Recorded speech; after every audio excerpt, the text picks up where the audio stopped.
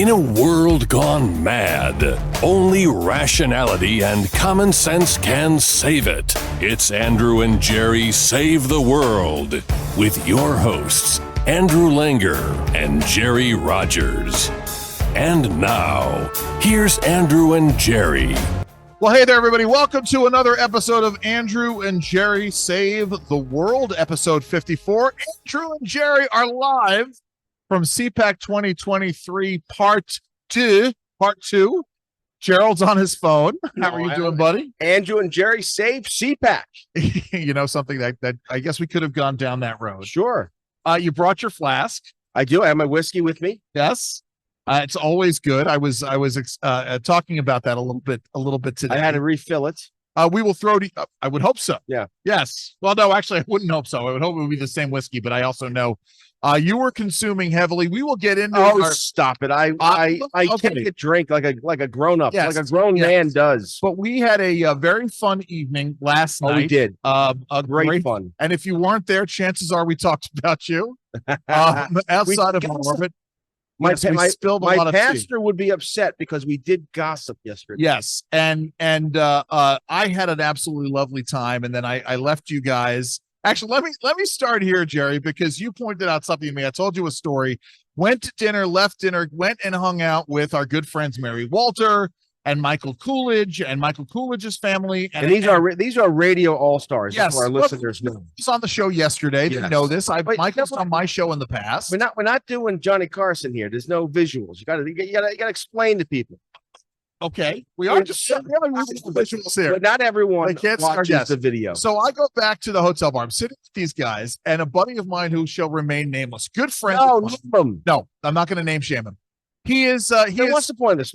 Because you brought this up, Jerry. That's what the point of the story is. I didn't bring this up. Yes. He was a little overserved. He is very celebratory. He's recently engaged. I don't think he was overserved. Okay. Because you said the bill was $50. Drinks here. Drinks here like $25. But I think he was definitely overserved. I think he had started earlier. I'm not sure where he had started. All I know is that the final tally came. So he comes over and he says hi. He brings me over to meet his fiance, and he's talking to this lovely couple from How old is this guy? Jerry, I mentioned this is his. Well, just tell me, is he 30, 40? No, he is 50. And with a fiance? Okay. We talked about this gentleman. Why do people share married? We talked about this gentleman at dinner last night. And yes, we did. I don't remember. See, there you go. So I meet this lovely couple that he's hanging out with from North Carolina. And I go back and say hello. I go back and I sit down with our friends. See, this is always a problem. Hanging with couples. Yes, hanging with couples. Always a problem. And all of a sudden, the North Carolina guy comes over, very thick sound, and goes, "Hey, your buddy, he just left. He just walked out and set out on paying his bill. And the waitress is really upset with him about it." So I said, you know something, I know this guy. I have lunch with him quite a bit. I paid his bill. Jerry thinks I got scammed at $50. All right, but you think it was the North Carolina guy. Here's the thing. So your buddy, Jerry, if I skipped out on a bill, I forgot to pay my bar bill, you would not pay my bill? If someone You're my friend. Jerry, this guy is my friend. He's your friend. Yes, he is. You know how many friends you got? I got lots of friends. See, no, some closer than others. No. I have like 4 friends. No. Yes. Right. Okay. In life, Jerry's got acquaintances. You're not supposed to have more than a handful of friends, Andrew. All right. Jim is my friend. Really? Oh shit! I said his name. And you said a bad word too. I know. That's all right. So that kind of a morning. If this fella needed to bury a body, you go bury a body. No, I would not go bury a body. Wait a minute. Talk out for a second. All right, now we're going to bring in our guest, James. Say something before superfan James comes on. The James gang right here. Yes. Let me say this. Number one. Is that how you define a friend? It's only the circle of folks who are going to go bury a body with. That's a friend. I know that is a friend, but again, we're talking about a Venn diagram here. There are friends you will count on to bury a body with you, and there are friends who will not bury bodies with you, but are never friends. And then there are acquaintances. Anyone who wouldn't bury the body is not a friend. But anyway, let me tell you this first. This guy from North Carolina, the nerve of him. Because how do you know that Right. And this bill is Jerry's wasn't- point. This is Jerry's point is how do I know that this guy didn't look at his bill and say, oh my God, I'm going to pay $50 for a pair of drinks at the Belvedere bar. I'll go pay for those folks left. So, and I think it's, Except he had nerve, the gall of him to come to you. except the waitress was walking around looking for my buddy who I thought he would wanted off I elsewhere. told the guy from North Carolina to pound sand. I'm not going to do that. It's the spirit of CPAC, Oh, Jerry. stop it. The spirit of CPAC. I'm gonna hang out. You know what? Here, I'm gonna hang out at the Belvedere. I'm gonna order 4 drinks, and I'm gonna walk away. Yesterday afternoon, I went out with a friend, and it is somebody I would give my body for, and he bought me all kinds of appetizers. Friend of yours, by the Yes, way. Did you text him this morning and say you owe me? I haven't texted him yet Why not? He's your because friend. I've been busy, and I'm going to What text busy? him and say, He's not friend worse. and I've been doing things this morning. I've been, how busy If you get look at at here, CPAC? if you jumped a bill on me and you were overserved, the first thing I do in the morning is shoot. No, you a it might text not be and the bust- first thing you and do. bust- There's something there. If you're my Also paying it because if you're my friend. somebody's been very See, good. to apparently me. this guy ain't your friend. Somebody had been very good to me yesterday and bought drinks Right, and right. all for James the full We gotta panoply of stop with being appetizers. someone. If we're gonna talk about someone on the air, He is a friend. we gotta talk. We gotta No, I name can't names. say his name. I can't tell his Here's name now. a new podcast. Andrew and Jerry. I'm making a Wait a rule minute. on- So this means we can't talk about our dinner last night? Yeah, I don't want to talk. It's not fun for the listener. Yes, it is. To hear They can stories figure it and out. we can't tell who they are. Sure, we can. I don't agree. It's fine. It's I don't absolutely agree. fine. James, I'm naming names, by the way. James, you having a fun CPAC? Yeah. You lean in. You got to lean into the Sorry, yes. I'm naming James Kane. yes. I named him. Well, we've been, Just to be clear, I'm not from North Carolina, and I wasn't the guy there last I night. appreciate You're not appreciate wrong. that. So what's been the best Hey, thing about James, CPAC? I so far? like you. I'm fond of you. We're not friends yet. No, We're acquaintances. See? no, Oh, okay. no. Yes. James and I will become good friends. All right, one day. Jerry, if you have lunch with somebody 10 times a year, so almost once a month for Oh my 20 years, is that goodness. person a friend? Once a month. Yes. I talk to my friends every day. Okay. All right. I don't talk to my necessarily mother talk- every day. I talk Wait a to minute, my so father you- every day. Time out for a second. You have guys that you were friends with in I talk- high school who are still your friends. I talk to them every day. You talk to them every day. Eddie Radich. I talk to him. I know Eddie Radich, but you don't have other guys. Mike you were Payne, friends with in high Carlos school? Penna. I'm naming them. You talk to Mike Payne and I Carlos know. Penna every day? Communication, texting. Yes. You text with them every day? I got a text from Carlos earlier today. I'm gonna say a bad word, Ma, and he texted me, Dick. Okay. The point is, All right. If Mary comes back, I'm going to talk to her. We're going to get Mary's you thoughts get on my this. point. So yeah, so I'll name my friends. I Andrew disagree. Winger, Kevin, Kevin O'Rourke, Mike Payne, Carlos Jerry, Penna, I Eddie have Radich. friends that I've been friends with for a long time. David I Walker, may David not talk to them Walker. every day. I may not talk to them for weeks or months, but nevertheless, listen, my friend Laura is a prime example of this. Laura She's is like a sister to me. But that's different How is that different? because She's a girl. no, because I get that point. Oh my God, Michael Whatley, sit your ass down in the chair. I'm fine. Listen, you got to James. I'm sorry, I got to kick you out. James, you come back. Don't worry. All right, Jerry, I'm sorry. We're calling an audible into the story. From the Irish No. dance guy. Yes, Michael Whatley. This is the one that he does the dance. I would right? introduce this. This is Michael Whatley. He is chairman of the North Carolina Republican Party, recently installed And we were as the just- general counsel of the Yes, Republican National congratulations. Committee. Very Congratulations. nice. Proud of you, my good friend. How are you doing? I'm doing I great. didn't know you were going to be here. It is, you have to Okay. make CPAC. Time out. You are going to be the arbiter of this. Last night, I'm at the Belvedere Bar. Oh my! I goodness, see here one we of go our again. Benz brothers there. And I actually don't think I can say his full name on there because it would break the bonds of the Benz Brotherhood.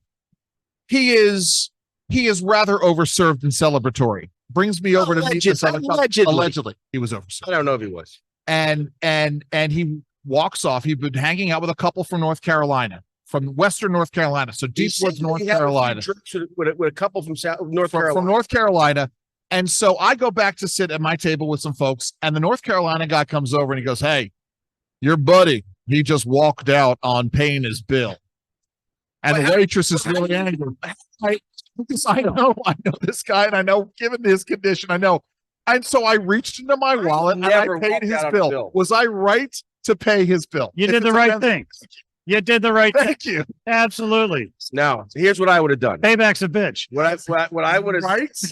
what I would have done was I would have said to the North Carolina guy, You're sitting with them. You're having drinks with them. You pay the I bill. think it was just happenstance that they were sitting there. I think it was literally a situation where Here's this the brother thing. who's newly And we're engaged. wasting Michael's time now. But let me tell you No, something we're real quick. No, this If is exactly what he wants to talk about with me. there and Andrew Langer is there, and Andrew 50%. Langer has a couple, 3 drinks, and then forgets to pay his bill, and the waitress saw us together, came over to me and said, "Hey, I pay it." Right. Not even no second.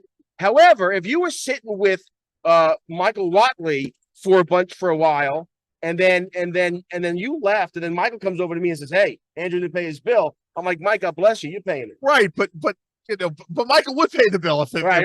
He would turn around. He would turn around. Anyway, Michael, how does- congratulations on your Yes. new installment as general counsel. This is exciting news. First of all, it's funny because I literally been saying, I used to say that I used to think the Maryland Republican Party was the most screwed up Republican Party in the country until I looked at every other Maryland Republican Party with very few exceptions. And when I talk about that now, I say one of the few exceptions is the North Carolina Republican Party under your leadership has done great work. Yeah. Talk about what you've done in North Carolina, and then we want to talk about the RNC. Look, if you think about how to win an election, there are 3 critical elements. Number 1, candidates' campaigns. Yeah. You have to have a great candidate run a great campaign. You cannot win, period, without it. You need to get out the vote. You need to protect the ballot. Yeah. It is not rocket science. Yeah. It is hard, Right. but it's not Political complicated. And for us in North Carolina, we've got 100 counties. In this last election cycle, in the midterms, Yes. 8,000 grassroots volunteers making phone calls and knocking on doors. 5.5 million voter Wow. contacts, right? Yeah. My favorite statistic in all of politics, if you have a 5-minute conversation with an undecided voter, they are 6% more likely to go vote and vote for your candidate. Wow. There you go. 5.5 million voter contacts, Sure. that's a lot of 5-minute Right. conversation. Absolutely. We had 11,000 volunteers that worked on election day as part of our ballot protection team. We had lawyers, we had judges, we had observers, we had workers, and we'd covered 25,000 shifts on election day. Awesome. It is about pulling the grassroots Sure. together, working with the county and the state parties to make sure they're in the right place and they're trained, and you can get these results. How are you going to be replicating this going into 2024? I will say this. I'm very excited about the role as general counsel because Yeah. one of the things that we can do is go to all of our other battleground states Yeah. and say, here's the election integrity program that Sure. we built in North Right. Carolina. You need to have a system that's going to be very similar. We built an early vote program. It was the first time we've ever won early voting in the state history in and that's so 2020. important. Let's have that conversation Michael around the makes country. Such a good point Yeah. here because post 2022 midterms, you and I on our radio shows on the podcast talked a lot about how Republicans in other states broadly did not engage, did not embrace early voting, and it's a mistake. The D's are good at it. If we want to continue to win and build a majority, we're going to have to get good at it too. We really do. Right. And it's not a matter of having to move people from election day to early. It's about using the early vote Right. to be able to get new people to the poll that Yes. aren't going to vote on election day. Right. And you Right. do want to bank your votes, right? Yes, of course. What happens? Accidents happen. People 100%. get sick. So if you can get them to vote early, so much the better. But we're also reaching out to an entirely new audience. The other big thing, North Carolina, 55% of our voters vote before election day. Wow. If we're Wow. not talking to them, Absolutely. if we're not targeting them early, Right. and we're saving all of our conversations for election day, half the people vote without us telling them who to vote for, Right. Mike, or telling them about our Offering candidates. information. Yes. Listen, I dare say at this point in time, you are the most successful of the Benz brothers. I don't think that's overstating this as I sort of go through the list here. And so we're very, very proud of you for the work that you're doing. How do you and how have you? One of the great problems that plagues state, and I want to say the Democrats have this problem too, state political party systems is the interpersonal garbage that goes on. How have you as party chair, I don't know, maybe you have, but it seems to me you have been able to transcend that. How have you done that? I work with all of our counties. We've got 100 counties in North Carolina. I've visited every single county twice. Right. We've done the statewide tour every election cycle. We're going to be back out on the road even this year with it. And the key is understanding, Yes, we have donors. Yes. Yes, we have grassroots activists. Yes, we have party leaders. We need all three. Yes. And we have to have all three. And I think it's just making sure that you're not pitting the donors versus the activists versus the party leaders. You got to get them all on one side, and look, shoot the Democrats. Yes. You don't need to be shooting at each other. I'm sorry, Jerry, you got to. No, if you were a pastor, I'd be saying amen. Because Republicans have a big problem. I was even saying to Andrew early, I'm an editor at Real Clear Policy. And so, part of being here is covering.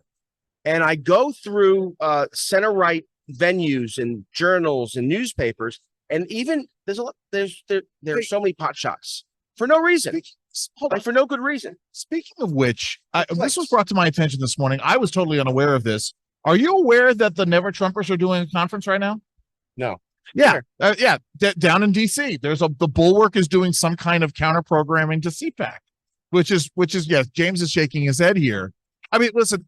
Part of the problem, and this gets into this, is, and actually, let me talk to you about this. You see, the Bulwark should come here, right? I agree wholeheartedly. Have a conversation. Exactly what they should do. Have an argument. But my point is, one of the things Jerry and I have been talking about, and again, pushing back to Maryland, were the folks who are conservatives, at least nominally conservative. They tell everybody that they're conservatives, but they won't vote for a candidate or do the work for a candidate or support a candidate because they don't like the guy or the girl or what have you.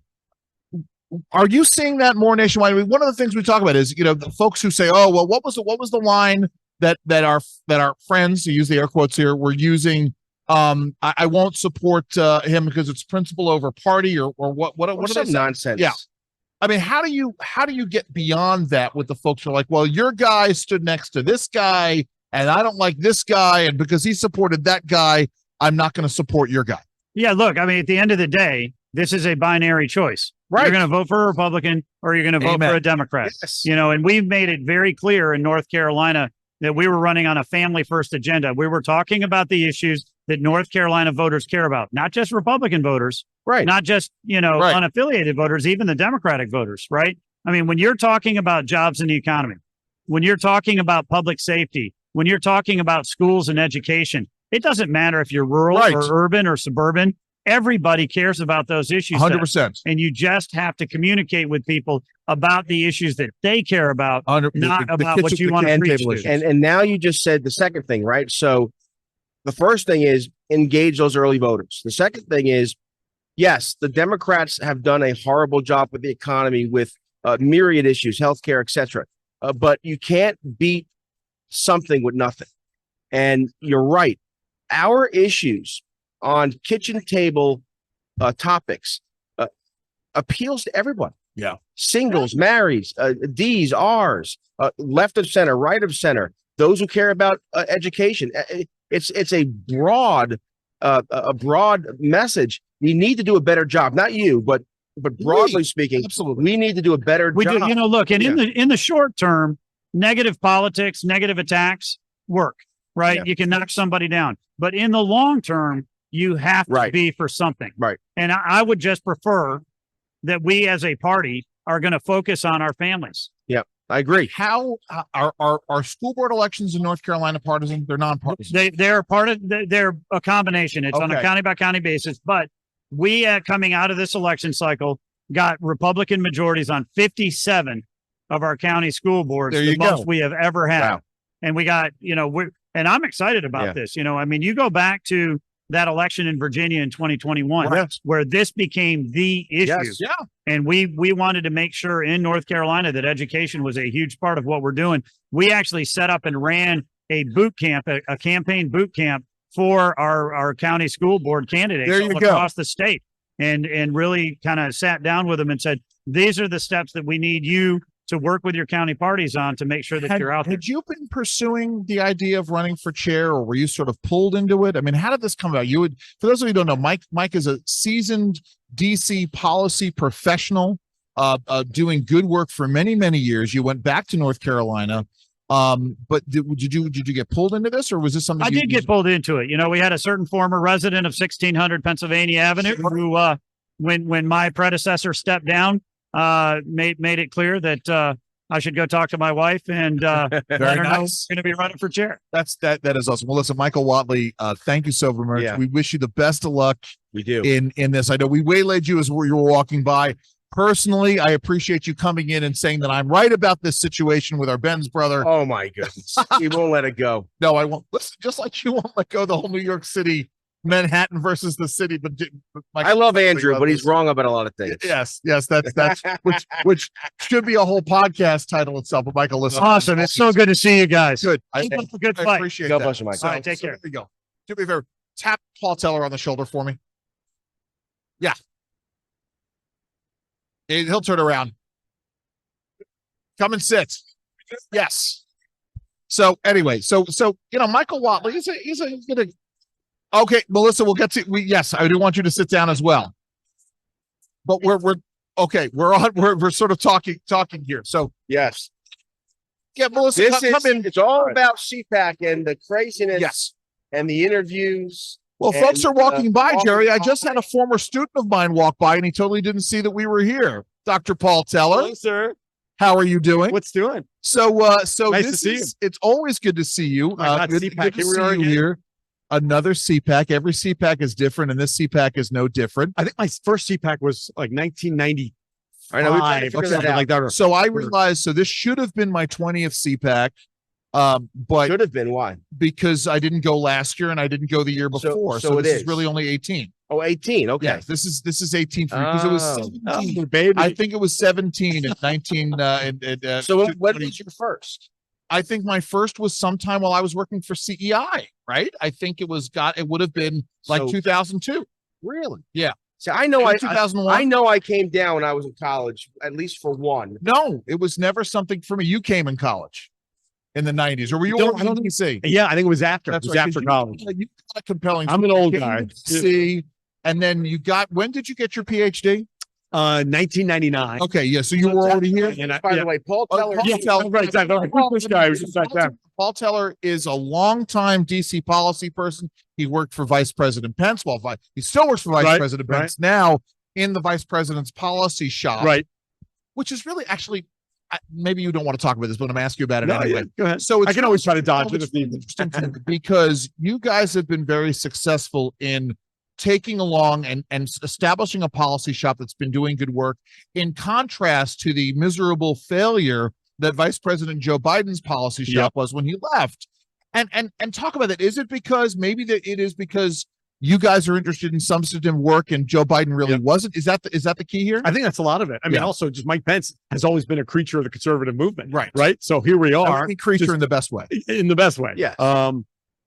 Yeah. A soldier of the conservative movement. Right. I agree. Yes. And just, he's doing what he's always done and puts people around him that do those same things. So you will appreciate this because you are a Star Wars aficionado. Yes, sir. So, there are a lot of folks who want to compare CPAC to the Cantina bar scene. We have heard that. Yes, and to which I say, well, yes, it may have been a freak show, but Han Solo and Chewbacca hang out. Exactly. yes. And some of the best collaboration was done Right, there. of course, that's absolutely as Obi-Wan says, the best pilots are in here. Talk about the work that you guys are doing, the policy shop whose name is now I'm having a brain freeze. Talk No, but so the name of it is Advancing American that's Freedom. right. It's advancingamericanfreedom.com if your listeners want to go there. And as the name implies, we just try to advance freedom every day. That's good. Defending the 4 years of the Trump-Pence administration, pushing back as hard as we can against Biden, Harris, Schumer, Pelosi, Jeffries, the whole cast of actors, AOC, all of that. But then this is what you pointed out, looking to the future, just trying to build coalitions and messaging to earn conservative wins in the future. Right, you stepped in there, and you guys are. I mean, again, it's been almost 2 years now, which Yeah, but it's hard to believe. but I you know. guys, Advancing American Freedom, immediately was doing all the right things, which was to turn around and get coalition letters out, get people invested in the process, and putting out good policy papers. Working and playing well with others is the way of saying. Absolutely. And like you said, we're trying to do real things. But Yes. perfect example this week, House and Senate just passed this resolution to overturn that Biden woke ESG resolution. That's right. Right. That's right. And that was something we took, great leadership role on, had a coalition letter with 100 signers on it and just really pushed it. So It's interesting to me. I'm sorry, Jerry. Go ahead. No, and also, this is a different issue, but the president also just flipped on the crime situation. DC in crime, isn't that amazing? Yeah. What I love about that too is it's been a good civics lesson for America, right? That yes, DC is controlled by the federal government in Right. the Constitution. Right? Yes. So yes. Let me ask you this. It's funny. This came up this morning. I want to get your sense of this. So I've been fortunate. There's a group of 30 kids from my high school, my very progressive high school in New York here. guys, Of which they're here. They're here. Oh, They wow. come down every other year. They bring them down. And I told them, you got to start coming presidential election years because, you're missing out on a huge chunk of this. And it's something that I've been thinking. I had this conversation the other day. I'm a hawk. Jerry's a hawk when it comes to Russia and Ukraine. Yeah. One of the things that has baffled us is the idea of one of the things that props Russia up is the fact that we are not drilling. We are not energy independent anymore. Absolutely. Petroleum independent anymore. And we would bankrupt the Russian economy if we would turn on the spigot. To which I said, there are a number of folks in our movement who are, shall we say, Ukraine skeptics. Yes. Okay. And I said to somebody today, I said, hold on. Hey, James, go grab that gentleman who's walking with the dark hair.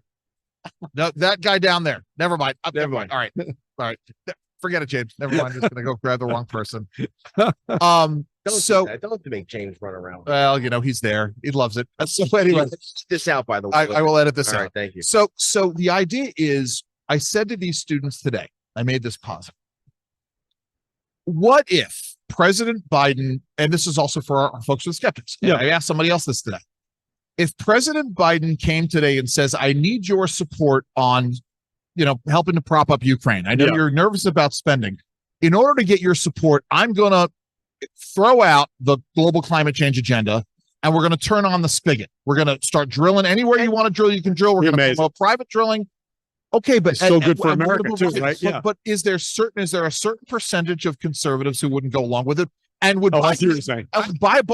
Side of it, would Biden ever do it because he does? Never mind. He doesn't want. Sorry, go ahead. Before Paul answers, I think the Republicans broadly would support that. I do. Yeah, I Yes. think that's right. I think that's right. I mean, some outliers, a Lauren Boebert or someone Whatever. like that. Folks who back themselves into a corner. But I think for the most part, what makes the two parties different is that Republicans, and again, I'm being partisan, but I think it's true. I can be partisan and right at the same time. Absolutely. Just because you're paranoid doesn't mean they're not acting. But I exactly think right. Republicans do care and do put America first. But Paul, I'm sorry, I interrupted you. No, I 100% agree. Yeah. And it's what's amazing is also how this invasion really would have never have happened if we had President Trump reelected for a second term. I mean, does anyone really think that Putin would have done this? Well, There's no way. Anyway, I'm revisiting all kinds of things, but yes, you're absolutely correct. The surrender and withdrawal from Afghanistan, right? Humiliating. And then the pipeline issues and the energy issues. The President Biden, made it easy. Yeah. And then Right. for months and months and months, they're going to invade. We're going to stop them. We have these sanctions. What sanctions? They invaded, and then we started to. And even now, we're not choking off the Russians the way we should. No. Yes, this is my point. Right. Are we in or are we not? Right. Right. We're not conveying strength. We're conveying weakness. And Frankly. here's about that. Even the president's supporters, guys who write for the Atlantic and write for these center left journals, Oh, yeah. are asking the question: what's the policy? Right. Right. And Right. What's What's the end? What's the end game? What's the goal? Right. What is the goal? What is? I had a very interesting conversation with a professor from University of Chicago, and that's the thing. What does victory look like? Right. The problem is that right now neither side wants to give anything up. Not that there's anything that can be given up. Right? Russia. The end result has to be the protection of Ukrainian sovereignty. Yeah, Now, whether no or not question. that means the Russia has to give back Crimea is a separate issue, but the status pro ante, Right. whatever it existed before this invasion, Russia has to get out. And I think Ukraine could live with that. But they certainly couldn't live with giving up the Donbass in eastern Ukraine. Right, And those right. should they have to. And it would be great to hear President Biden say that. Right. Right. Exactly. This is what the goal is. We don't want it to look like the Afghanistan ending. Absolutely. It needs to be better than that. Sure But thing. we're not hearing that. And Paul Teller, what about, again, no one's talking about this, China. Right. Yes. Once China comes in and begins to And arm, they're flirting with that, or right? I mean, they're- comes in and says, you know what? Let's have a meeting. Let's bring in the president of Ukraine. Let's bring in Vladimir Putin, and China will broker a peace. Why haven't we done that? Right. That's exactly it. And the reality is the other part of this is if you want to make sure that China doesn't intervene in this, you have to cut off the ability of Russia to sell them oil at hugely reduced rates or whatever. Russia can't make money on the deal. Yep. And that way we do it. Paul Teller. No, it's terrifying. Regardless, left or right, this is a massive failure of leadership. Yes. It's hard to argue otherwise, right? Like, who's going to argue? Wow, this has been strong leadership from President Biden. Folks on who have been arguing, Biden was so strong going over to Ukraine. Didn't he look that surprise visit that he made? It's like, okay. Well, I think a victory lap was premature, and 100%. And when he was in Poland, I mean, it sounded like he was declaring a victory that we didn't earn. Yes. Yeah. And so that could come back to haunt him. Well, I think a lot of people question, like, why is he there? Is it just for fun? Like, what's he doing? It's the 1 year anniversary. Why did he go over there? Yeah. Sort of, I was going to use a phrase. I'm not going to use that phrase. Paul, I know you got to run. No, I really appreciate it. Thanks for listening. Of course. Great to see you. We're going to have Melissa Ortiz come and sit in with us. Switch out. All right. Yes, I appreciate that, man. Thank you. All right. And then we'll have Donna Jackson from Project 21. Wait, you want Donna first? Okay. There we go. You just let Donna know they're coming in. I always love talking to Paul. Paul is a huge. Yes, Paul. Thank you. He is a huge Star Trek fan. One of the most Star Wars fan. He's a Star Trek fan as well. I like Star Wars, but I'm a Trek. I know you are. You know what's funny, Jerry? I have my Starfleet Command Yeti mug. But I didn't bring it because I didn't want to lose it. Donna Jackson, she sits down and joins us. Project 21, National Center for Public Policy Research. Tell Jerry what Project 21 is. Project 21. Okay, tell our listeners what Project 21 is. Under a rock somewhere? Oh, there we go. Thank you, Judy. It started 25 years ago. Really? Wow. So 25, 21, or 20, whatever it is. Yes. Sure. Oldest and largest Black conservative think tank in the country. Very nice. We are capitalists. We believe in free markets, strong families, and smaller government. What do you do? What are you doing here? Yes. But what? Donna, you're crazy. So Donna, so Jerry calls me the other day. Oh boy, I'm Jerry, by the way. Okay. She knows Andrew. He knows about process elimination. You're Jerry. Yes. I'm a smart one. I'm a good looking. There you go. I have no problem with that. So Jerry calls me today. He's very irate. He I listened to somebody on the radio today. Somebody we know. Again, Jerry doesn't want me to talk about people without mentioning their names, but I'm not going to mention this person's name. And he says this is an African-American talk show host. And he says, this guy said something about small business and jobs and minimum wage, that small businesses, they don't create jobs. They have a cookie. Yes. Small businesses don't create jobs. I want to talk to you about African-American entrepreneurship in America and how that is one of the fastest growing, if not the fastest growing sector of entrepreneurship. Talk about that, the work that Project 21 does and the issues of this. Yeah. The fastest and largest entrepreneurship demographic is African-American women. That's right. Okay. No kidding. No, I did not know that. I was not aware of that as wild stuff. Than any other group. No kidding. Yes. Right. For a while, it was Latino women. Yes. For a while, but it's African-American women. And the other thing is 96% of all Black-owned businesses are small businesses. Right. Of course. Number one creator. Yes. For jobs. At least we have a ding. All right. Yes. That's absolutely right. All net new job growth in America since the 1970s has been from the startup firm, small business, and the entrepreneur. Without knowing that about African American women, Jerry was irate. He goes, "I can't believe this guy said this. I can't believe he said this on the air."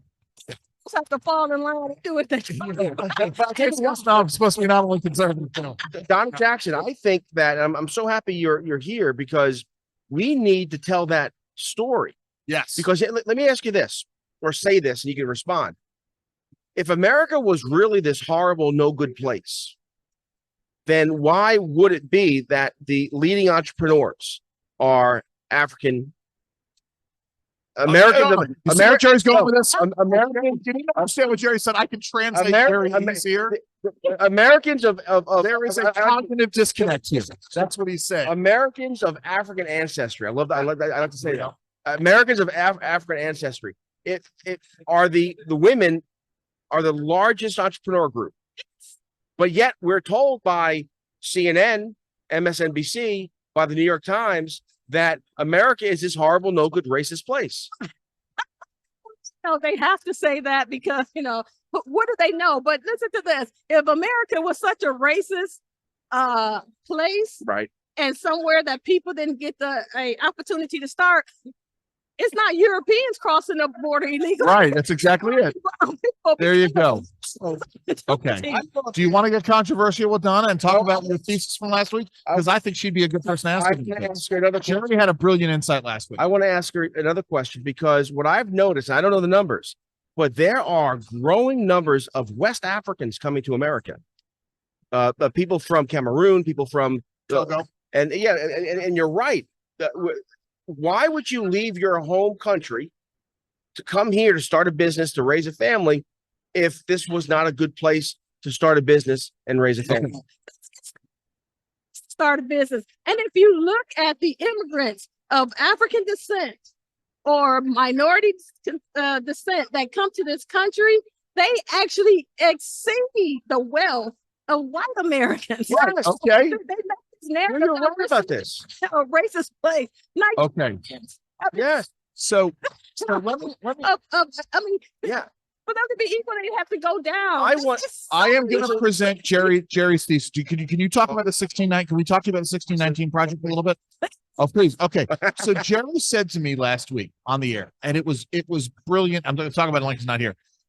It was a brilliant bit of insight. He says, okay, so the thesis of the 1619 project is that America's wealth is based upon the slave trade, that the only reason why we are the powerful nation that we are is because of the slave trade.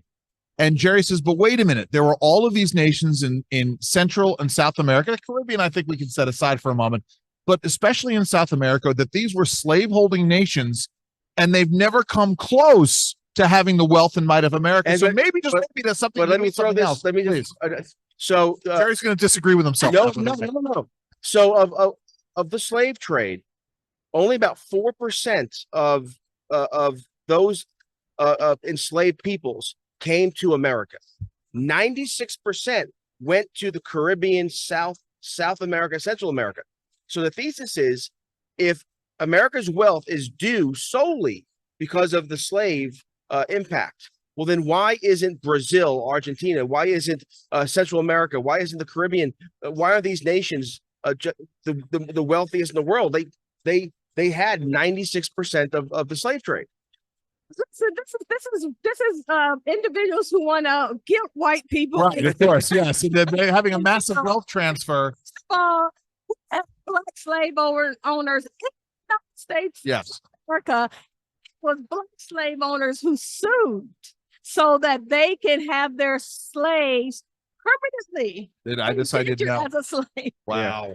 And if we're sitting there talking about slaves and the ills of slavery, let's go back to it wasn't Europeans chasing slaves to the African kingdoms would kingdoms sell. would do it. But also another thing too is, Donna, that I think we should focus on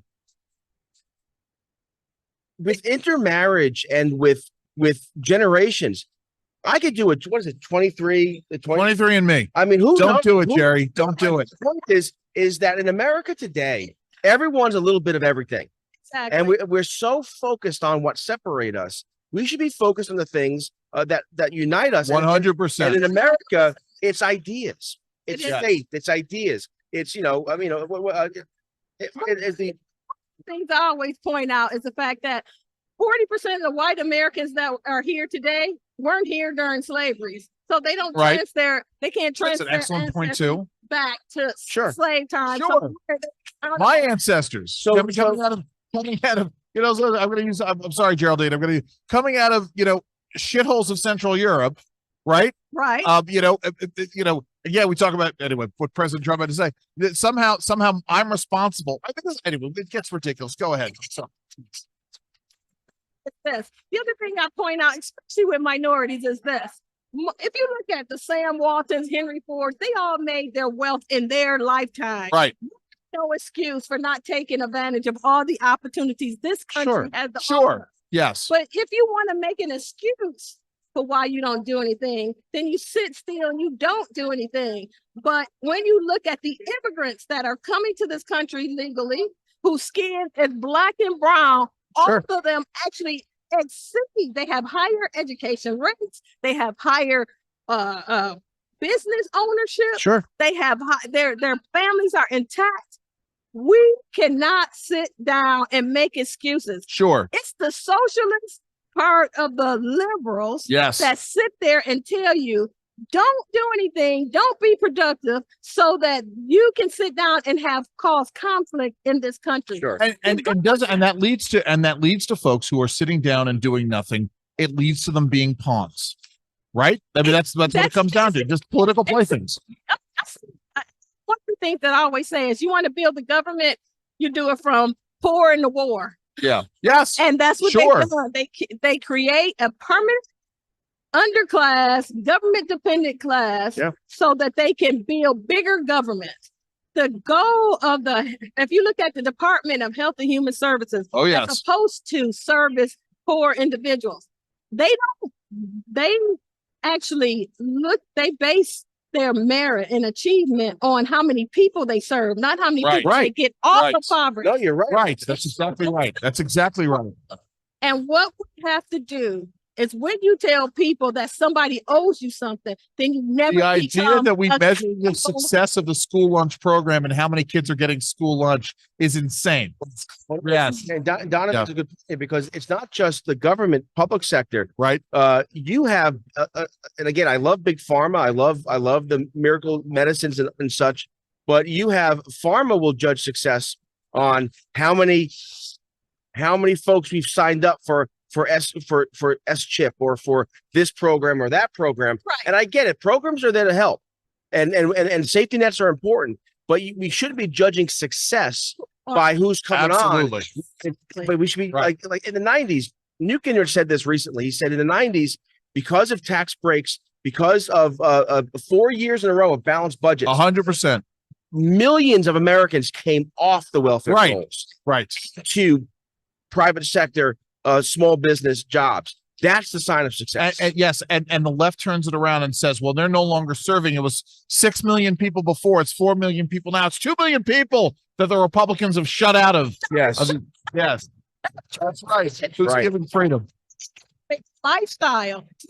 Donna, listen, we so appreciate you coming on. You've got the all sorts of good things happening with the project. How do folks find out about Project 21? At the nationalcenter.org, we put Yes. a blueprint for a better deal for Black Excellent. America. Look at it. We talk common sense recommendations. That's fantastic. Thank you so very, very much for joining us today.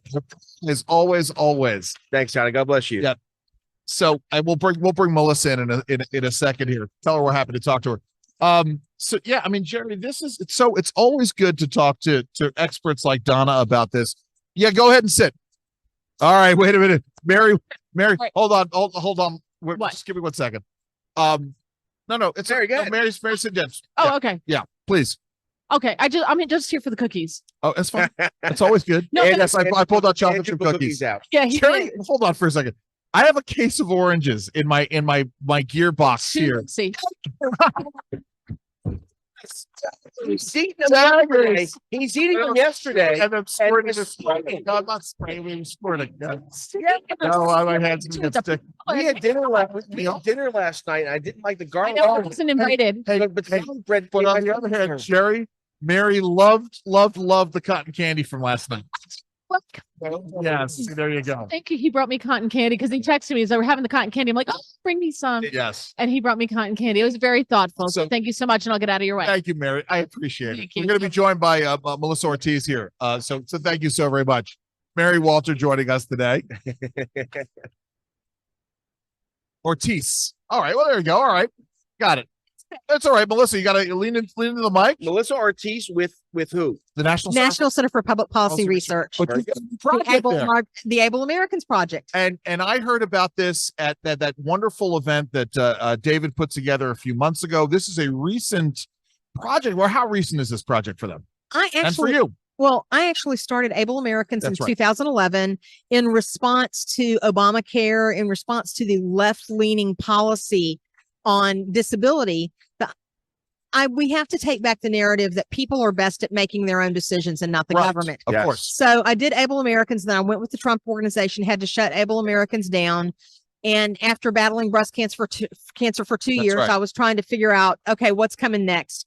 So the God of the universe and I had a bit of a set to, and I said, all right, God, if you want me to do Able Americans, here's what I'm putting out.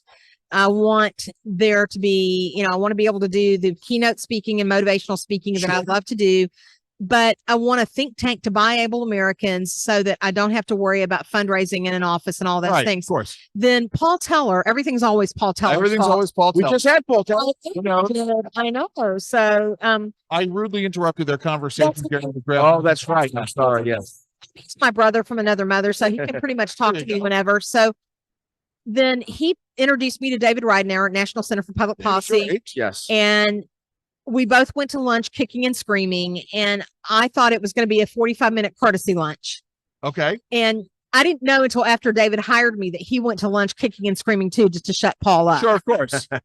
So we discovered very quickly that this was meant to be in a 45-minute policy, a 45-minute courtesy lunch turned into a 3-hour policy Wow. meeting. And all of a sudden, the next thing I knew, they're buying Able Americans from There me, you and go. I'm going to work for National Center. And we'll talk about this because we've just been talking with Donna Jackson about Yes. the cycle of dependency and how the left wants to get people into that cycle of dependency. The same thing with people with disabilities. That's exactly the conversation you and I had at that event. And I think you also talked about this. Yes. Talk about that with regards to disabled Americans, differently able Americans. People with disabilities have been led to believe that they can't care for themselves without government intervention and Right. government support. That's just simply not true. Yes, Medicaid is necessary for some people who are so medically involved that they can't get Sure, insurance right. and get everything they need anywhere else. So people with disabilities want to work. There are 61 million Americans with disabilities. Of them, 75% are either underemployed or unemployed. Okay. And Right. if the government would get out of the way, they're underemployed or unemployed. And some of those people have master's degrees and PhDs, Sure. but they've been told that if they go to work, they'll lose their Medicare, This Medicaid. is the key. Yes. Yes. But it's not true. If you will pay your own premium out of pocket, you can keep your Medicare or Medicaid for the rest of your life. You don't have to be on government subsidies sure. to do that. And so nobody tells you that. Here's case in point. I was on Medicare and government and on SSI when we moved from New York City to DC for my husband to go to graduate school. Yeah. I walked in the office. I knew I was planning to go back to work when I was healthy enough to do so. Yeah. But I go in the office and I say, "Hi, I'm Melissa Ortiz. Just moved here from New York City. Wanted to let you know about my address change, etc. I'm planning to go back to work, but I You need." do not have a the New York support. accent, by the way. I know that. I'm a Southern girl, born in Atlanta, raised outside of Nashville, married a Yankee in 2002, and got kidnapped. Sorry, though. I'm a Yankee.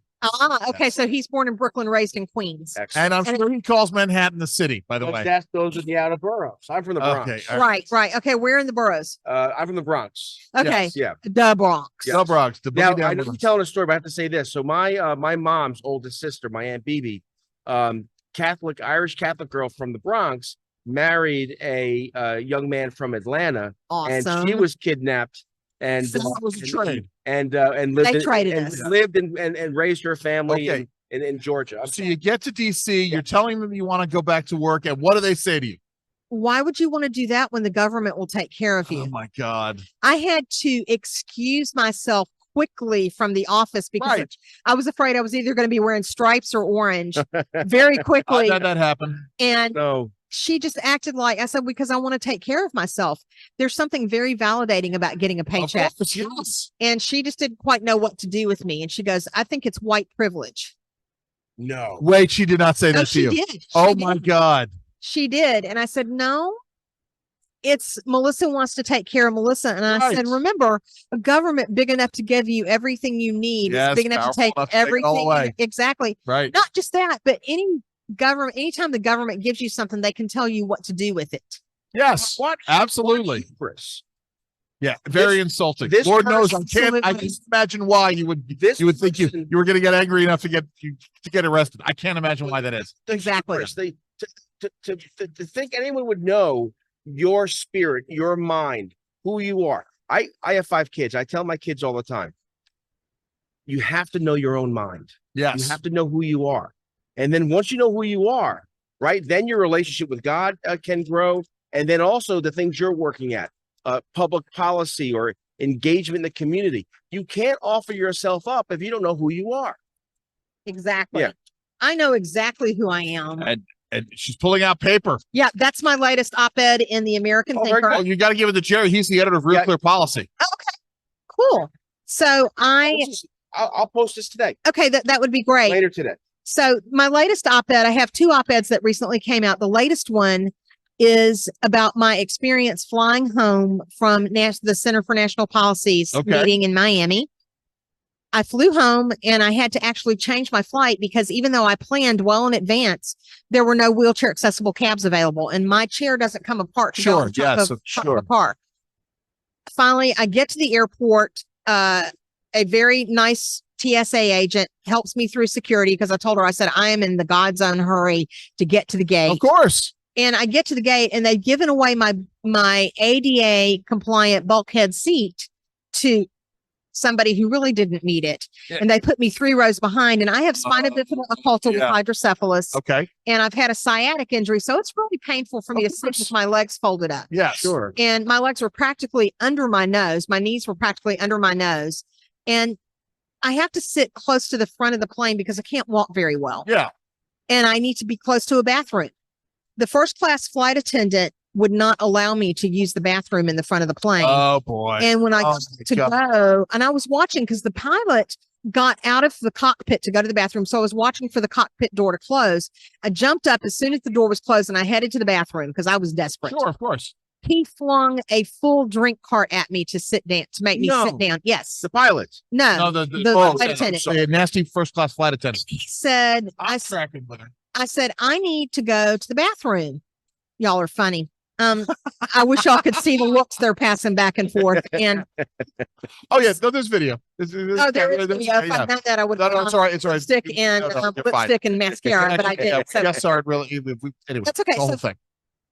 So the cart's in front of you. No, he shoves it at me so that I have to jump out of the way, and I end up sitting in somebody's lap. All right. And then I go to my seat, and he comes up and he's over my head. And I have complex PTSD, and my service dog recently had to retire. Oh yeah. So she's not there to help me stay calm. And he starts slinging his hands at me and screaming at me about that I have violated the FAA regulations by being out of my seat to go to the Oh my bathroom. God. And he starts yelling at me, and I folded my hands in my lap and I said, I'm not even going to make eye contact with you unless you lower your voice and speak to me in a respectful Of course. tone. And Oh my finally God. went away.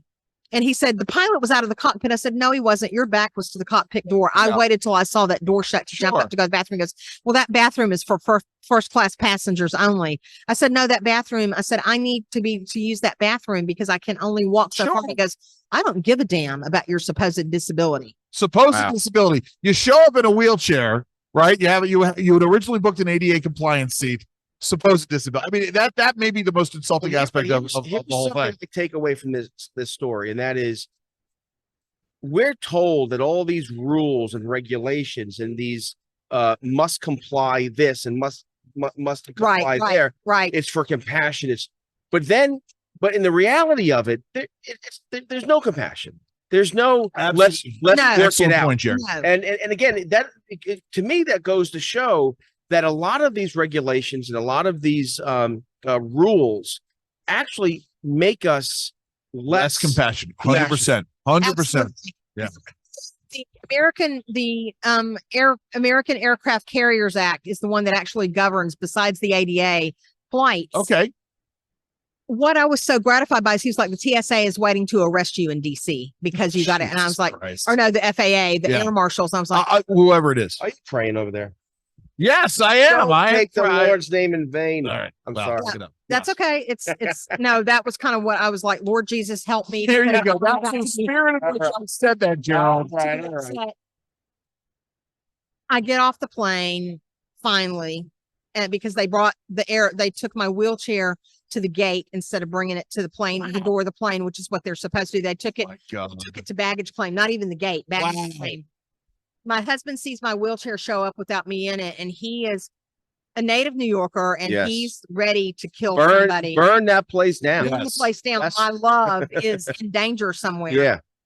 I get off the plane expecting to be arrested, and I'm gonna, be very calm Please. about the whole thing. Yeah.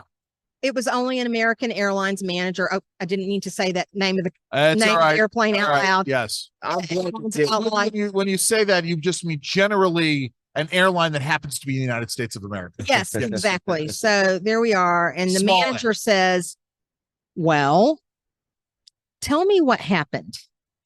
Okay. And so I did. And he heard me out and he said that completely opposite of what the flight attendant said. I said, I know that. His back was to the cockpit door. He couldn't see. Yeah. He said, oh, that's interesting because he told me that he told you to sit down. I said, I couldn't hear him. I was too far away. I don't always, because of hydrocephalus, I don't always hear yeah. well. Sure. Unbeknownst to me, there was a group traveling in first class who had witnessed the whole thing. And they approached us and they said, sir, may we interrupt your conversation? We would like to tell you what we saw happen. And I just started to There you cry go. because See, they waited for me and they stood Yeah. up for me. There They you didn't have go. to do that. right. They didn't have to do that. That is true compassion. Well, I'm glad the story Yes. ended that way. Oh, me Did your too. husband get to hit somebody? No, No. just a wall on the way out of the All building. right. Oh, there you go.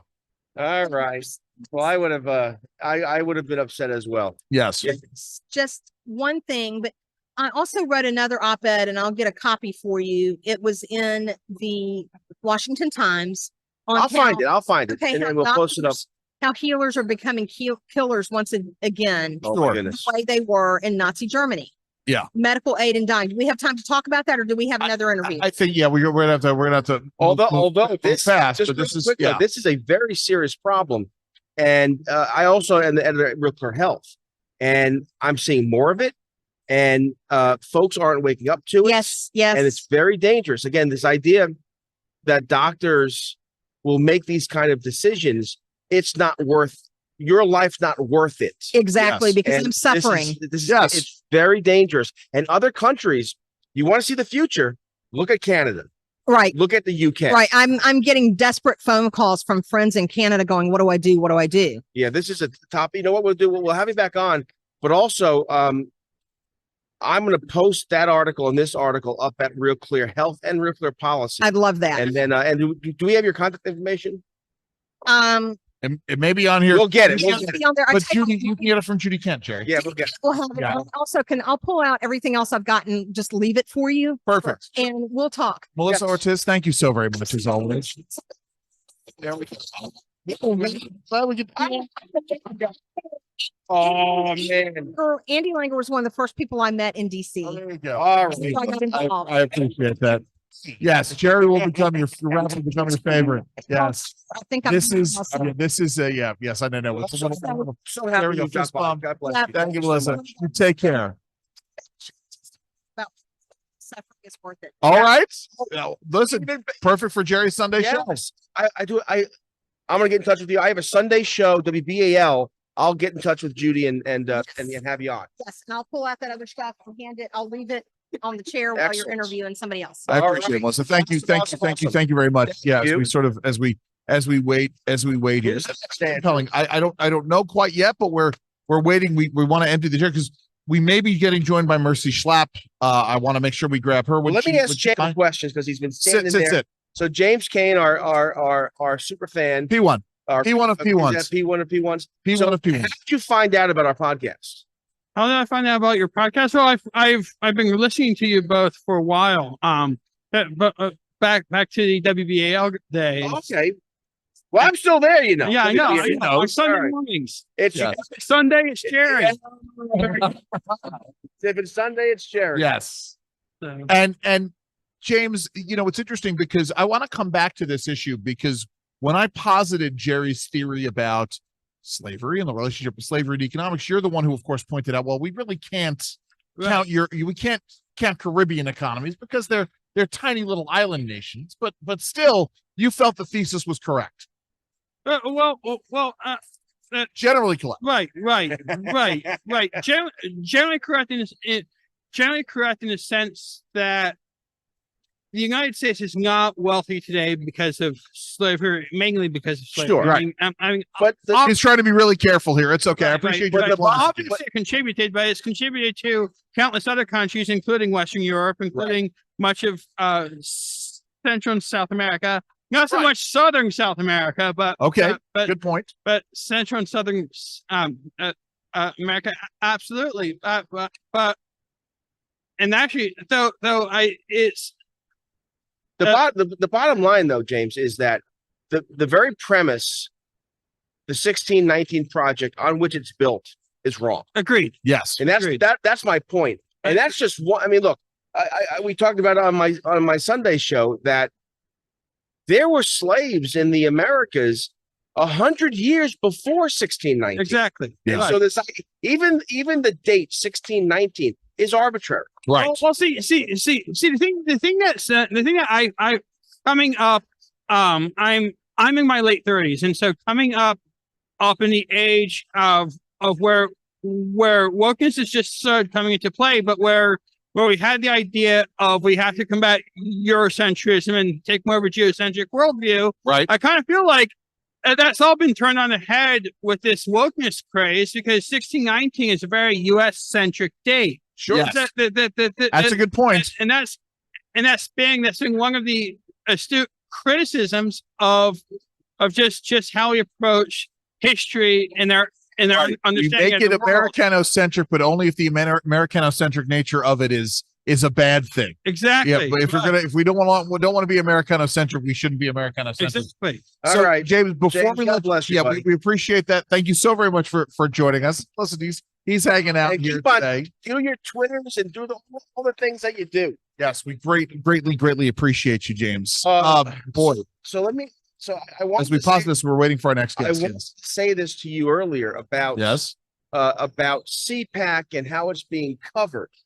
Okay. And so this morning when I was editing and curating for Real Clear Policy, I noticed that Mediaites, CNN, right, Jimmy Kimmel, and others are using this as just like your buddy with the kick me sign.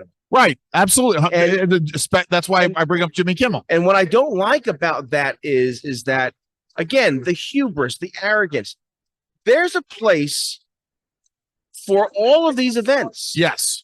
And I don't understand. And it's not just from the center left.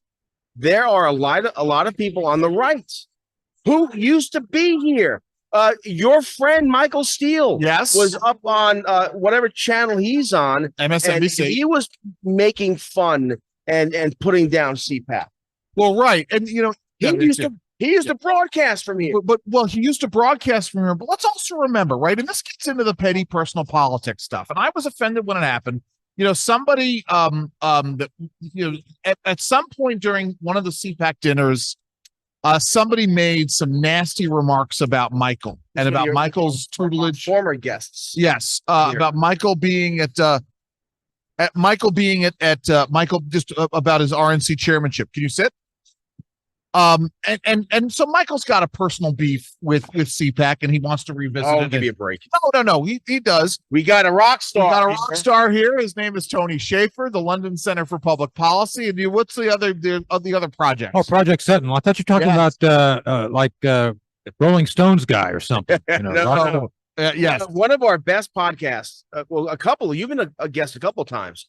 Yes. We get such good feedback. Thank you. From your appearance. And now I enjoy our time together. I mean, it's fun to see each other too. Right. I mean, obviously something that you've got media you're doing on Newsmax. You're launching your own show, right? And, promote those. So obviously, I work for Newsmax as a contributor, which is just fun.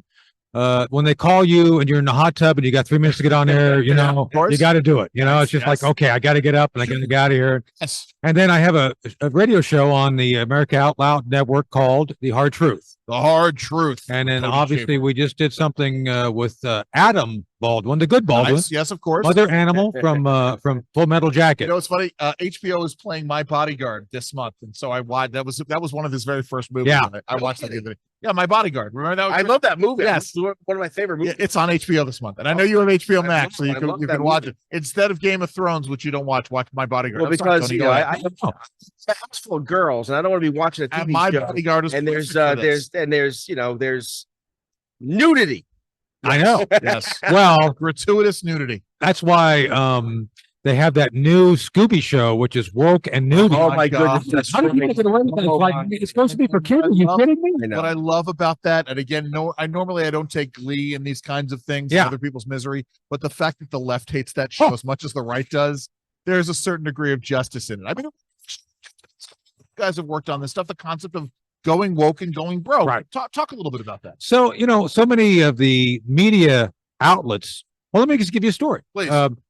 I did a series called Chain of Command. I'm a producer on it, advising producer, and it was produced by Nat Geo while it was owned by Fox News. Okay. Information I have indicates it did very well in ratings to the point it outperformed ratings wise, which means it's a viable product. Of course. We were greenlit for season 2. And guess who bought Nat Geo? Who did Disney. Oh, yeah. Oh my goodness. See, there you go. And then I guess a successful property in the form of a series which was actually renewed didn't pass muster because Wow. it wasn't woke. Yeah. It was Wow. all pro-military, showed the Pentagon in the best possible light during the Trump years. Right. Yes. Actually showed that demonstrated Joe Dunford fighting Joe Dunford, chairman of the Joint Chiefs, Sure. establishing Oh, the wow. plan to go beat ISIS. Amazing. Imagine Wow. that.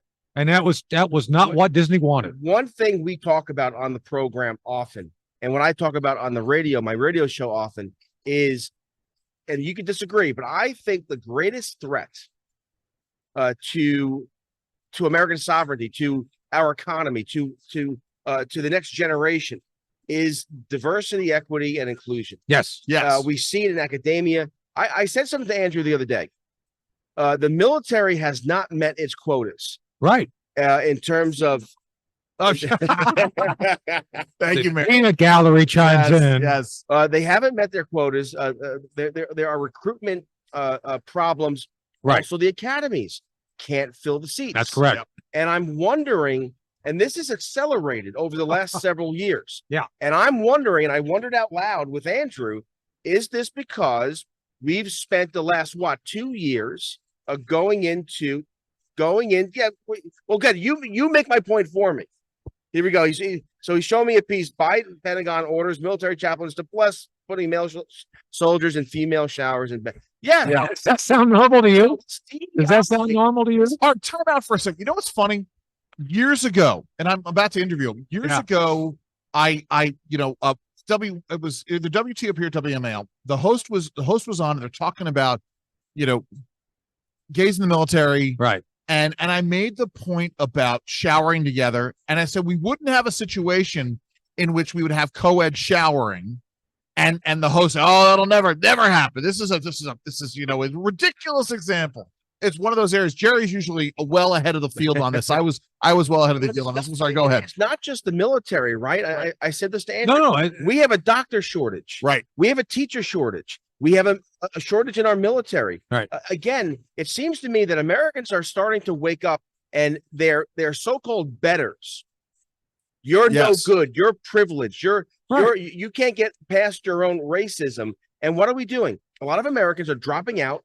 Right. Little businesses, church communities, and it worries me because we're leaving the field for the enemy. Well, a recent example of this is Merrick Garland's testimony.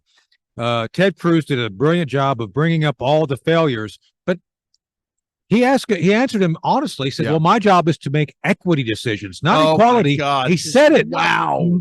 Garland said that in his testimony, so he's telling you what he's doing. Yes. And this is happening from the top down. Yeah. The policy is to go woke and go broke. That's what they want. That's You know what? astounding You know to what's me. going to happen when they go broke? Build back better or Build better, build back of course. better. But they're real for our listeners. We're moving toward China taking Taiwan. Yes. We're moving towards our enemies aggressively advancing. It is like the 1970s again. Right. I think it's like 1910 because I think we have all the conditions of overlapping and conflicting interests of all these nations creating the same conditions as before World War I. Yeah. Because and a lot of the same players when you think about it, especially in Europe. Sure. Yeah. So the conditions are ripe for miscalculation, overestimation of strength, underestimation of potential danger. And it makes a very dangerous brew of potential conditions for World War III. Tony, I sat down earlier this week to talk to Paul Post, who's a professor of international relations at the University of Chicago, talking about, and we're talking about the war in Ukraine, the Ukrainian war at year one.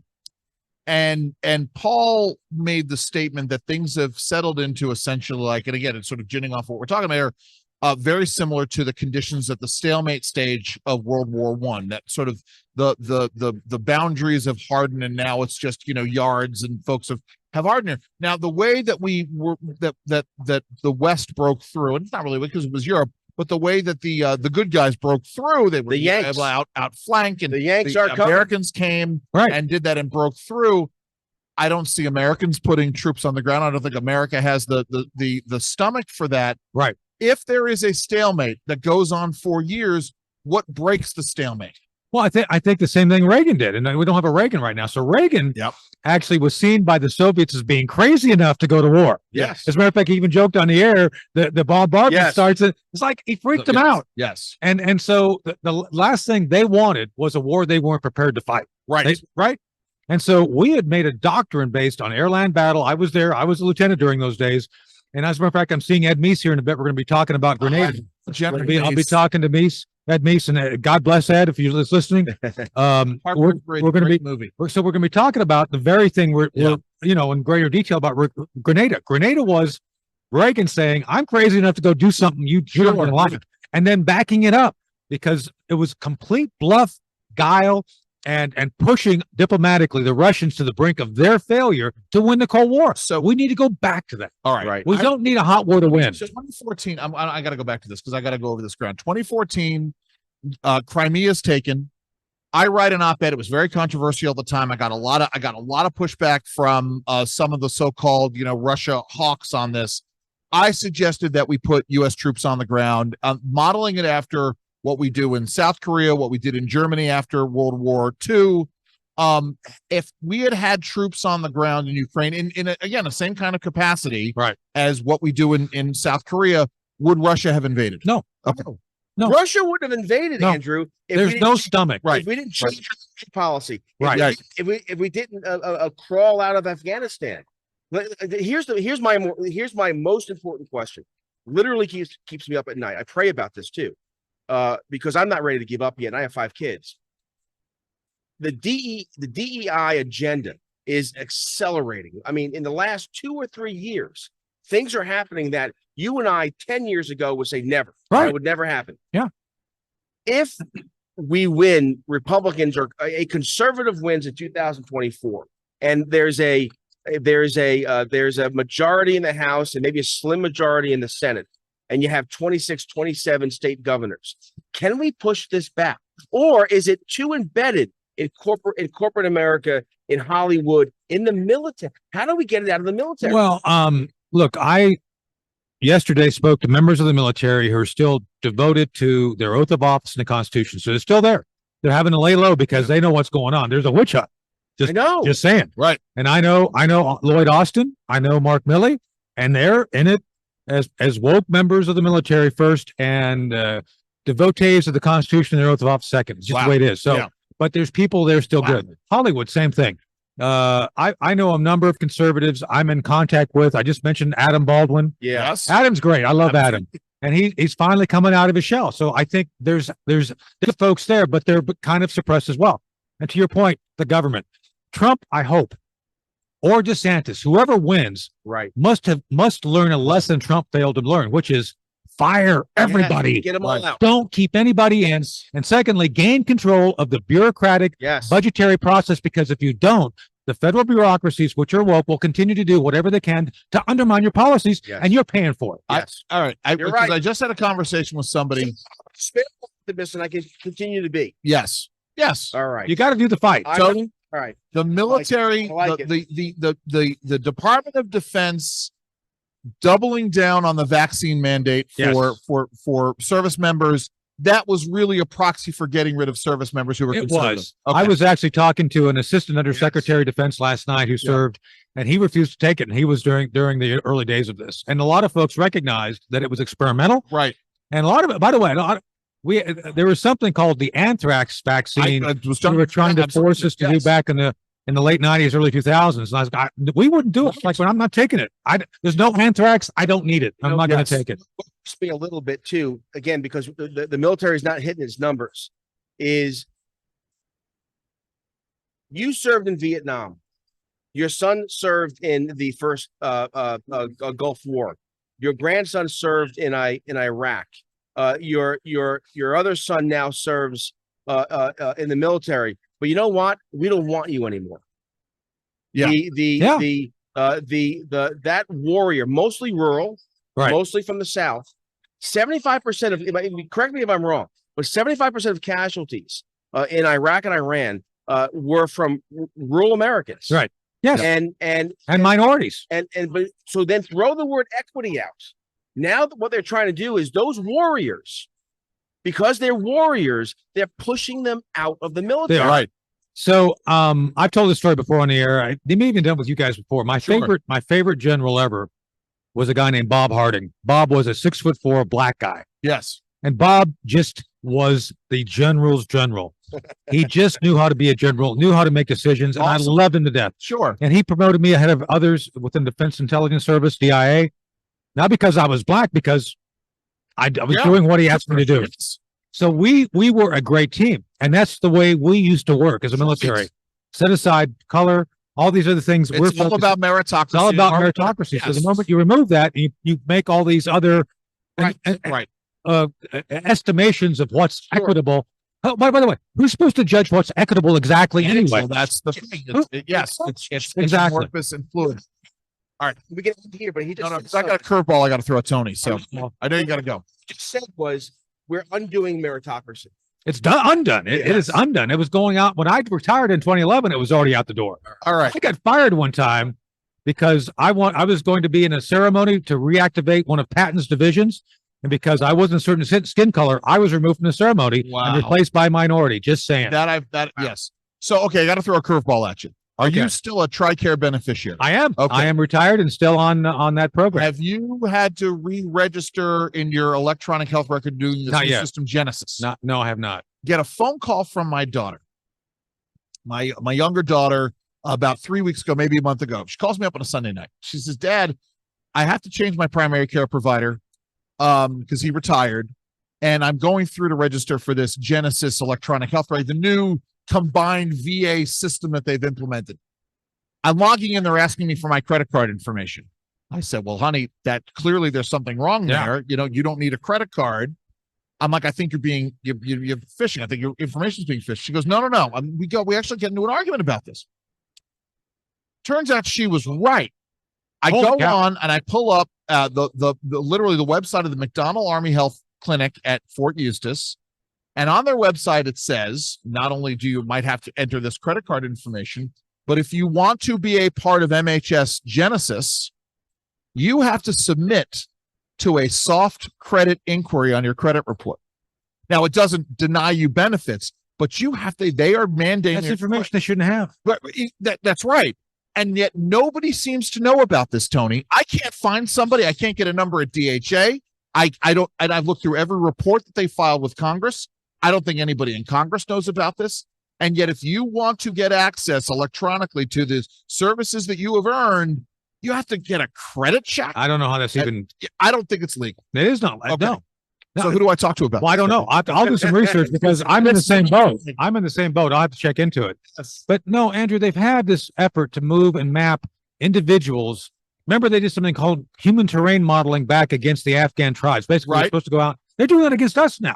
They've taken that data and they're trying to map the terrain of politics with the United States, which I find is illegal as well. Wasn't this the plot point in Captain America: Winter Soldier? This is Project Insight. Yes. We're creating all of these targets. Is there protesting going on Anyway, behind you me? have to keep up the good work. Tony, I don't know. Thank you. Thank No, you. I always enjoy being with you guys. It's great. We got to do it. Got to do it more often. Tony, thank you so much. Thanks, guys. Tony Shaven, See you soon. Center, and all of the great things you're doing. Project Sentinel and Newsmax and this show. And oh my God, man. Wow. I'm tired, dude. You tired? Or have you not gotten your second wind? I'm always Here, lean into your microphone so we can hear you. I'm always the same. Always the same? Yeah. Never changes? I'm always a little bit. I'm like the Hulk. You know, it's not I have to it's not that I have to get mad or get angry. You're always I'm angry. always angry. You're always angry. I'm yes, always- bongos. I'm And what's your secret? I'm always ready Bongos. to go. That's it's one of these things. This is the benefit of coming here, What? as we have talked about, because you get you get to learn, you get to see old friends, and you get to learn what they're up to, and you have these small conversations with people, whether or not they're on the air or they off the air. I'll tell you something. I just had a conversation with somebody, Jerry, randomly. I'm sitting here. I'm trying to start to get the prep work for the show. Someone who, like Tony, comes out of that intelligence establishment, and who was talking about the vaccine mandate and the issue of that they are sweeping post-vaccine injuries under the rug, right? They don't want to cover it. They don't. And this is something that she's Look, working on. This is some hard Dr. stuff. Marty McCary, Yes. who's a Johns Hopkins physician researcher, testified recently before Congress, and he went through all of the mistakes, untruths, half-truths put out by the CDC and the public health community. And one that I can't get over, and I thank God that we did not get Liam vaxxed. Yeah. There okay. is very But serious. just for a second, guys, this is not a story to gloss over. Jerry and his family went through a huge amount of mental gymnastics and prayer and thoughts about this issue as to whether or not they were going to get their youngest son vaxxed, whether or not it was necessary. And frankly, who tipped me on it was Eric Hargan, Right. our friend and former HHS secretary and deputy secretary. He said, Jerry, look, he said, the science is your son, the COVID is not a pandemic impacting that age group. Right. And so therefore, if you're uncomfortable, the science says don't do it. Right.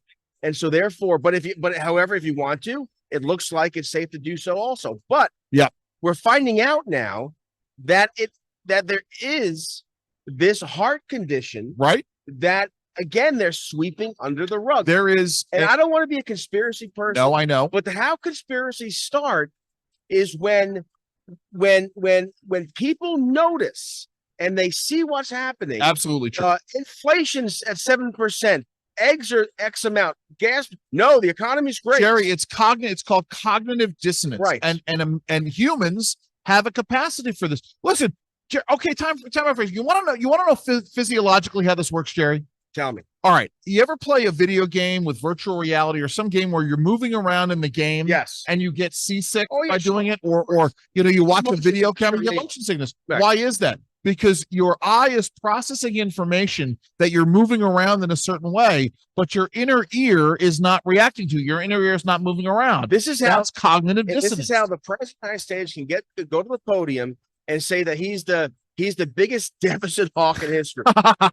He said that. I know, but he probably believes it. And again, I'm glad Tony stopped in.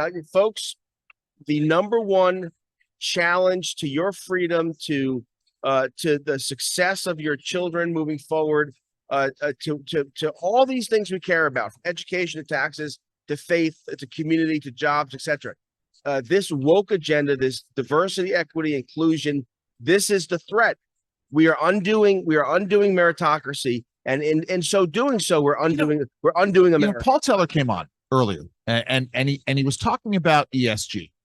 And we spent a lot of time talking about diversity, which is just woke investing. Well, yes, this is the point that I'm making here, is that the two go hand in hand. That diversity, equity, and inclusion is is a social organization tool, and it's a tool for control, and it's a tool for division. But the ESG part, and again, it has nothing to do with reality. In fact, it creates harm. ESG, and listen, I'm going to say this. I never remember what E, S, and G stand for, but it is about applying those Jerry's looking it up right now, thankfully. It is about what was that? Environmental, social governance. Yes. James just said that's why James is here. And so, there'd be that moment where I would be saying this, and James would be listening to the podcast, and he would be yelling at his headphones or his speaker. It's environmental, social, and governance. Yeah, and so the point is that it's the disconnect between the wants, the desires, and the reality of outcomes.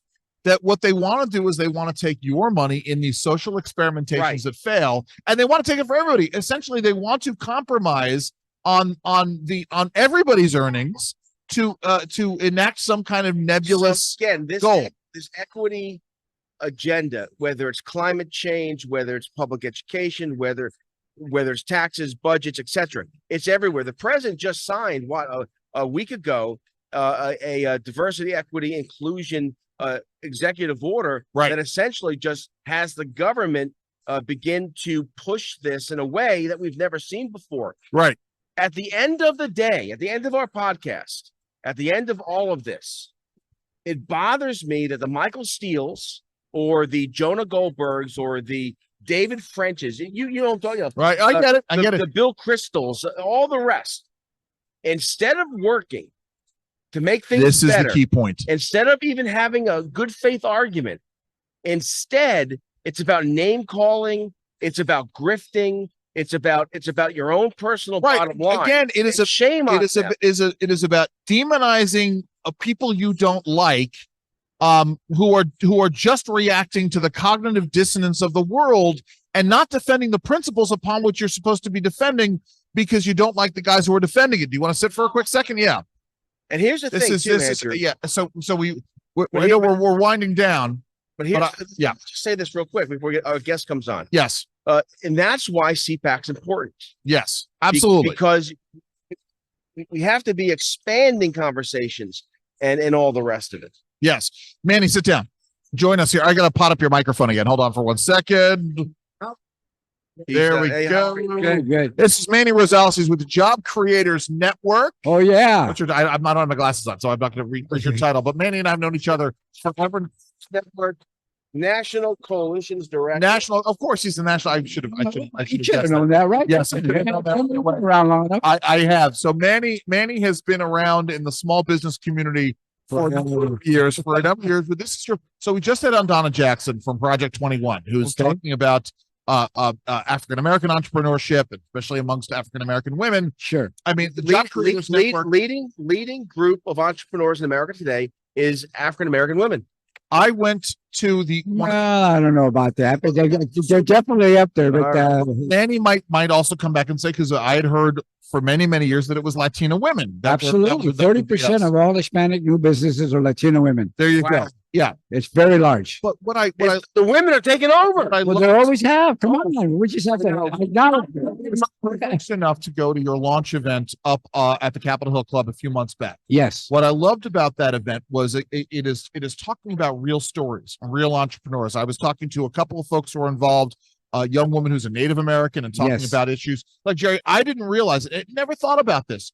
If you're an entrepreneur and you're not a Native American and you live in the rest of America, right? You can borrow, right? You can borrow against the value. If you own your own home, you can borrow against the value of your home in order to support your business.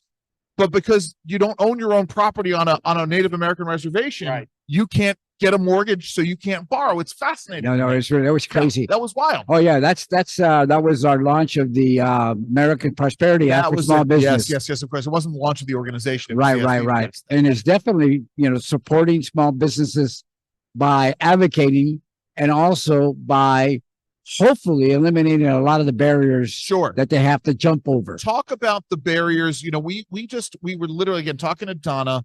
A colleague of ours was on the radio. Jerry called me very irate because this person he made the statement that minimum wage, increased wage didn't matter because big businesses needed to pay more and small businesses don't create jobs. Oh, come on. Small businesses, Yes. the economy. They create all the jobs. It's the backbone of the economy. 80% of employers are small businesses. And what's interesting Yeah. about small business is that the left has academia.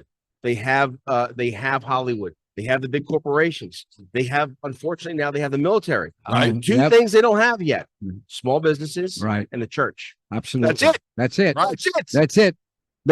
Be careful. Some of the churches are leaving you a little bit, you know.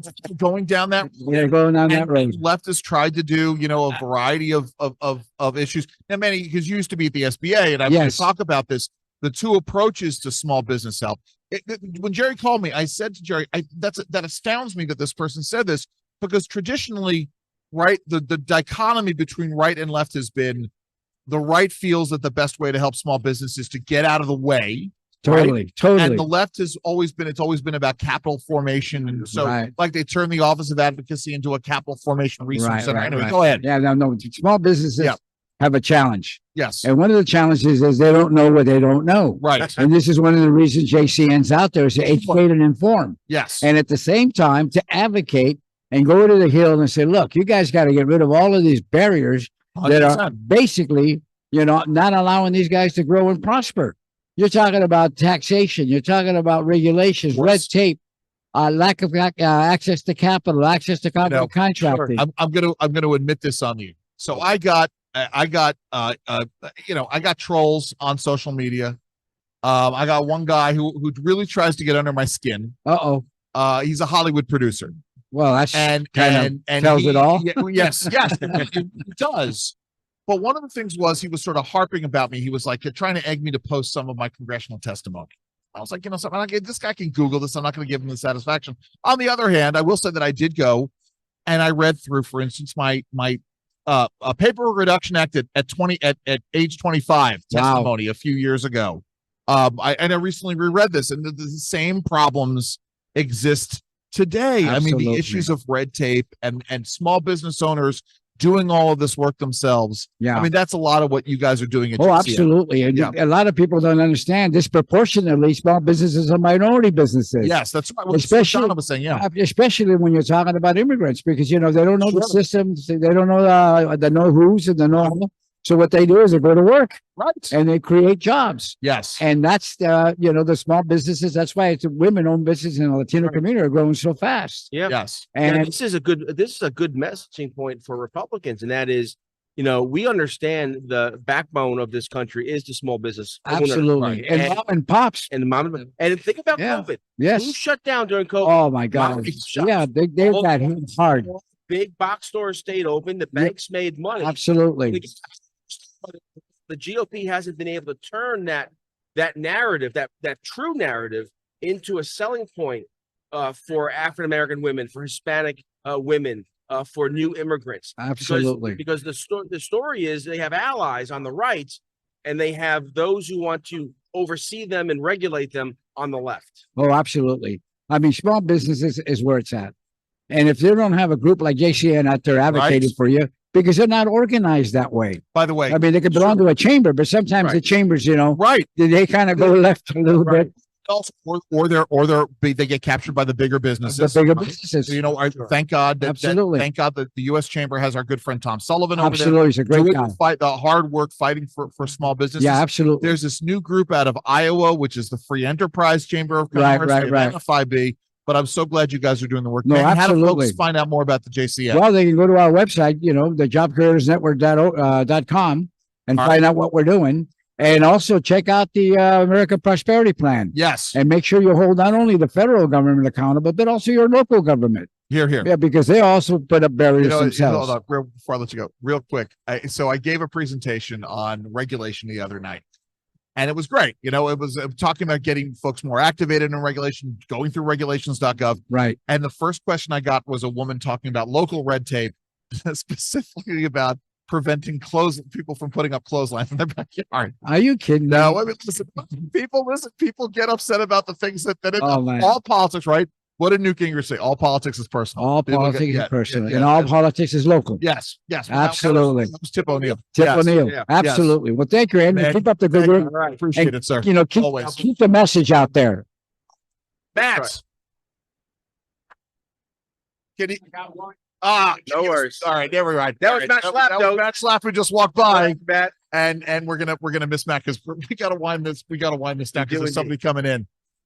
Gerald, CPAC, man. Every CPAC is different. This CPAC was no different. For me, I love CPAC. For me, this Manny gave me my second win. Hey, for you, and you got to lean and talk to the I microphone. want to get a picture. Oh yeah, well, absolutely. You know, Talk to the microphone, Jerry. You're making a comment. What do you want me to keep talking?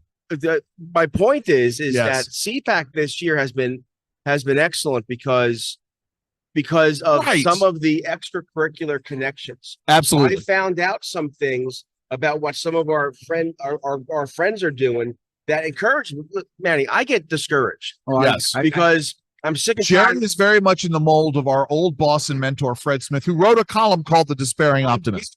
I'm getting sick and tired of losing all the time. But then you come here and you hear about what you're doing. Right? We're here. You hear what Heritage is doing. Right. You hear what Tony Schaffer is doing, and then and on and on. Oh, yeah. And all of a sudden, it's like, you know what? There's a remnant. But Yeah. Jerry, doesn't it point out that we need greater coordination Yes. and discussion, which is something that Jerry and I have been talking about quite a bit. That one of the groups last night, they had built a 50-member organization, a coalition to work on getting ready Transition for the Yeah. future. Now that was very encouraging. Yes, it was good stuff. Because we don't do that. All right, Manny, thank Hey, you so God very bless much. you. Okay, thank you guys. Keep up the good work. So yeah, Is that you're right. that's Listen, Carson as I off- say, and I borrow this from Charles Dickens, right? Charles Dickens said, that you carry the spirit of Christmas with you all year round. For me, it's not found. The spirit of CPAC isn't necessarily found in the ballrooms or even in the breakout sessions, but it's in the hundreds of different conversations that you have with, sometimes with random people, sometimes reconnecting with old friends. To be honest, they're the wackadoos. Yes. Well, Well, who cares? that's again like it's a Comic-Con or a You know, sci-fi convention here's the because there's thing. cosplay. I'll say this about the wackadoos. They're the ones who do phone banks. That's right. They're the ones who go door to door. Amen. They're the ones who stuff envelopes. They're the volunteers. We had on Michael Whatley talking Right. about the thousands of volunteers. Right. Well, those are the ones wearing the funny hats and the costumes and all the rest of it. Got it. And but the point is the movement, the conservative movement, Thank you. in order to change America, in order to bring a revival, so to speak, we need everybody. Right. We need the Matt Schlapp. We need the Wackadoo. We need the Ben Carson, and we need the Nikki Haley. We need them all. We do. Yeah, right. And we have to, and that's right. And we have to support these folks, regardless of if our number one choice wins. Jerry, how do folks say you're on Sunday? Oh, If yes. it's Sunday, it must Sunday, be- it's Sherry. Yes. 7 a.m. to 10 p.m. No, 7. That'd be a long show. Yes. 7 to 10 a.m. But here's the thing about my show. You can it's podcasted. So go to WBAL.com, go to podcast, go to Jerry Rogers Show, listen to all my shows. And then, of course, go to Real Clear Policy, go to Real Clear Health. If you want to know what's going on in the world of ideas, that's where you And go. listen, it's where you go. Real clear. And I'm going to say this now. If it's Monday, it must be Andrew. New episodes of Yes. the lunch hour with Federal Newswire drop every Monday. This Monday, we got Phil Magnus from the American Institute for He's Economic excellent, by the way. Research. Excellent. He is great. And then the following week, we're going to bring on this Paul Post interview from the University of Chicago to talk about the 1-year anniversary of the Russian invasion of Ukraine. Jerry, what do you want folks to do? Find the truth, plant your feet, stand firm. Have a Bless you. great week, everybody. Have fun, especially if you're at CPAC, and please stay safe.